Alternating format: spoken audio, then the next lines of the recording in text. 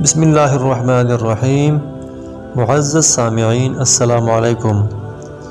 عقیدہ آخرت کو جاننے سے پہلے ہم عقیدہ کو جانتے ہیں کہ عقیدہ کیا ہے۔ عقیدہ سے مراد وہ پختہ نظریہ اور یقین ہے جس کو کوئی بھی شخص اپنے دل اور دماغ میں راسخ کر کے مضبوطی کے ساتھ اس پر قائم رہے۔ اسلامی عقیدے کے مطابق ہر شخص کو موت کے بعد زندہ ہو کر اللہ تعالیٰ کی بارگاہ میں اپنے اعمال کا حساب دینا ہے، جس کے نتیجے میں وہ جہنم یا جنت کی صورت میں سزا و جزا سے ہمکنار ہوگا۔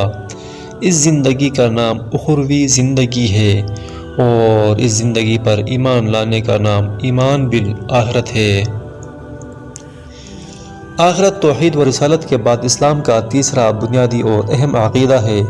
آخرت کے بارے میں تمام رسولوں اور انبیاء علیہم السلام کی تعلیمات ہمیشہ سے ایک ہی رہی ہیں، جن کا سادہ مفہوم یہ ہے کہ یہ دنیا ایک امتحان گاہ ہے اور یہاں اللہ نے ہمیں آزمائش کے لیے بھیجا ہے کہ کون ایمان لا کر اچھے اعمال کرتا ہے، اور جس طرح اللہ نے ہمیں یہاں پیدا فرمایا ہے اسی طرح وہ ہمیں ہماری موت کے بعد قیامت کے دن دوبارہ زندگی عطا فرمائے گا اور ہمیں اللہ کے سامنے اپنے اعمال کی جواب دہی کرنا ہوگی۔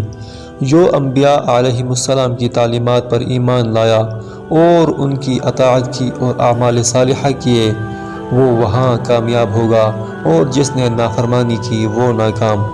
جو کامیاب ہوا اسے نعمتوں بھری ابدی جنت ملے گی، اور جو ناکام ٹھہرا وہ جہنم میں جائے گا اور دردناک سزا بھگتے گا۔ اصل زندگی کا گھر آخرت ہی کا گھر ہے، اور دنیا اس سفر میں ایک امتحانی گزرگاہ سے زیادہ حیثیت نہیں رکھتی، اور موت خاتمے کا نہیں بلکہ ایک مرحلے سے دوسرے مرحلے میں منتقل ہونے کا نام ہے۔